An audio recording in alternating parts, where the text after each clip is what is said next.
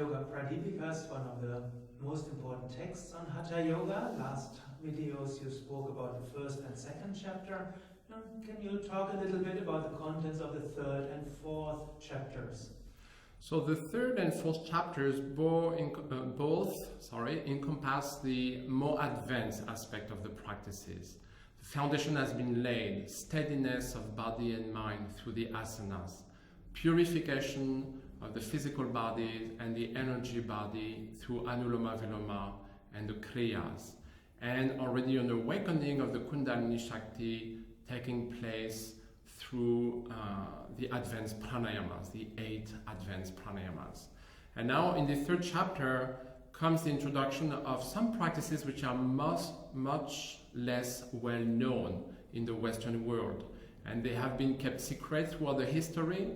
And now, greatly thanks to teachers such as Swami Shivananda and Swami Vishnu Devananda, then the serious yoga aspirant from the Western world can learn such practices. Those mudras and bandhas are, for example, Mahaveda, Mahabandha, Mahamudra, and so many others, Shambhavi Mudra, Shakti Chalani, and so many others.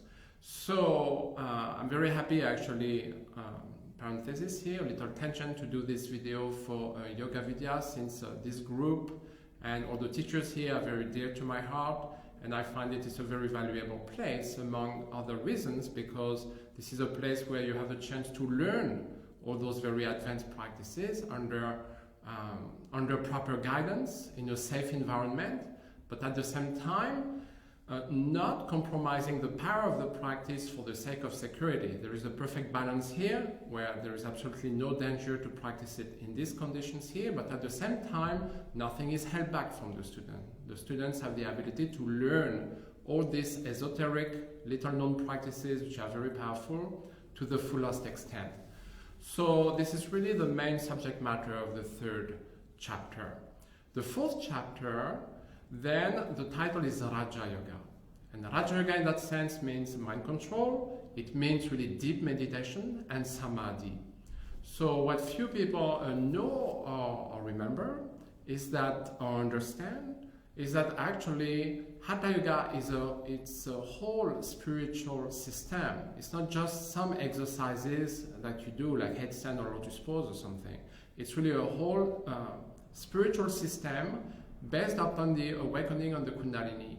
And Hatha Yoga has its own meditation practice that is advocated by the Hatha Yoga Pradipika. And that meditation practice is called Laya. Laya means absorption. It's absorption of the mind. So instead of trying to concentrate on one object and building up a power of concentration, you just allow your mind to be absorbed in one object. At the beginning of the fourth chapter of the Hatha Yoga Pradipika, absorption on the light, on the inner light, is mentioned. But most of the practice and the explanations are based around the nada. And nada are the inner sounds that one can hear. You know, the sounds coming from the heart, the unstruck sounds, which are very distinct. They can be sounds of a conch, or a bell, or ocean waves, or the thunder, or a number of musical instruments, and they are so clear and distinct, even though they are inner sound, that oftentimes the practitioner will have to double check, because always thinking that that music or that thunder may come from the outside. But once you open your eyes or you compare with your co-yogi sitting next to you, you know it was coming from your own self. So the nature of the mind is such that when you hear some sound, the mind will naturally be drawn to them, and there will be a state of mind following the sound. Examples, of course, in daily life are music. Music is maybe the best example in which the mind can switch to a different mood within seconds, and really not being able to escape that mood of the music that will be ambient. And so that leads, this psychological fact makes that once the mind can connect to the inner sounds, it's easier to meditate than not to meditate, and that's the whole idea. And there is a whole methodology of going from more dense sounds to more subtle sound until in the end one can totally merge with the silence of the self, of Brahman, or the Atman. even though the subject matter of the Hatha Yoga Pradipika is principally, Hatha Yoga and Kundalini Yoga, then at the very end of the 4th chapter, also there is a discussion about Vedanta and Advaita Vedanta concept and the Atman and Brahman and the experience of oneness. In the very last verse, Swatmarama is trying to, in a very concrete and down-to-earth way, which is very typical to tantric traditions, is going back to the basics. He says, even though we talked about, I'm paraphrasing now, we talked about quite a bit of theory at the end and promising some benefits and so on, but what really counts is one's personal achievement.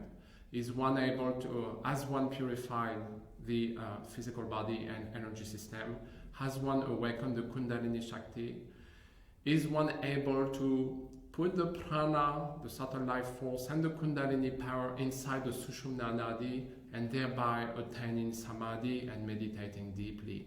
If so, one is a great yogi. If not, one is just a vain talker. Okay, so this is the conclusion of the Hatha Yoga Pradipika.